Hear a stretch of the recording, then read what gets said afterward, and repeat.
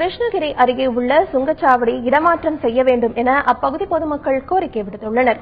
நகருக்கு மிக அருகாமையில் அமைந்துள்ள இந்த சுங்கச்சாவடியால் விவசாயிகள் மற்றும் பொதுமக்களுக்கு மிகவும் சிரமம் ஏற்படுவதாக சமூக ஆர்வலர்கள் கூறுகின்றனர்.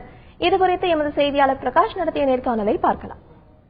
கிருஷ்ணகிரி மாவட்டம் என்பது கர்நாடக மாநில எல்லையில் அமைந்திருக்கிறது. இதன் காரணமாக இந்த மாவட்டத்தில் இரண்டு சுங்கச்சாவடிகள் இதே சாலையில் அமைந்திருக்கிறது.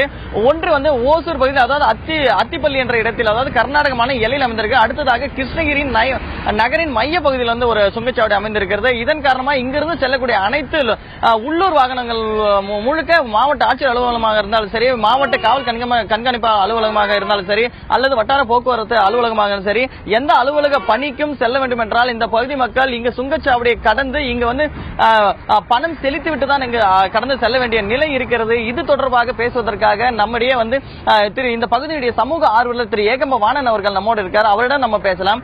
எந்த தரப்பு மக்கள் பாதிக்கப்படுகிறார்கள், அதை பற்றி உங்க கருத்து என்ன? கிருஷ்ணகிரி நகரத்தினுடைய ஒட்டி இருக்கின்ற இந்த சுங்கச்சாவடிக்கு அடுத்து ஒட்டினார் போல் இருக்கிறது மாவட்ட காவல் கண்காணிப்பாளர் அலுவலகம், மாவட்ட ஆட்சியர் அலுவலகம், வட்டார போக்குவரத்து அலுவலகம் மற்றும் விவசாய வேளாண்மை துறை அலுவலகம். பூரா மக்களுக்கு அன்றாடம் நேரடி தொடர்பில் இருக்கின்ற அத்தனை அலுவலகங்களும் சுங்கச்சாவடியை தாண்டி இருக்கிறது. சுங்கச்சாவடிக்கு இந்த பக்கம் கிருஷ்ணகிரி நகராட்சி உட்பட மற்ற அனைத்து நகரங்களும் இருக்கிறது. இதனால் மக்கள் அன்றாட தங்களுடைய தேவைகளுக்காக இந்த அலுவலகங்களுக்கு செல்லுகின்ற பொழுது மிக பாதிப்படைகிறார்கள். விவசாய பெருங்குடி மக்கள் வேளாண் பொருட்களை தங்களுடைய கிராமங்களில் இருக்கின்ற தக்காளி, கத்திரிக்காய் போன்ற பொருள்களை எல்லாம் இங்கே சந்தைக்கு, கிருஷ்ணகிரி சந்தைக்கு எடுத்துக்கொள்ள வர வேண்டிய சூழ்நிலை இருக்கிறது. அவர்கள் வருகின்ற பொழுதும் 100 ரூபாய் கொடுத்து விட்டு வருகின்றனர். அவர்கள் டாடா ஏசி போன்ற வாகனங்களை எடுத்துக்கொண்டு மார்க்கெட்டுக்கு வருகிறார்கள். அந்த மார்க்கெட்டில் அவர்கள் கொண்டு வருகின்ற பொழுது இதை சரியாக இந்த டோல்கேட்டில் 100 ரூபாய் செலுத்திவிட்டு, இதனால் பெரிய இழப்புகள் ஏற்படுகிறது விவசாய பெருங்குடி மக்களுக்கு.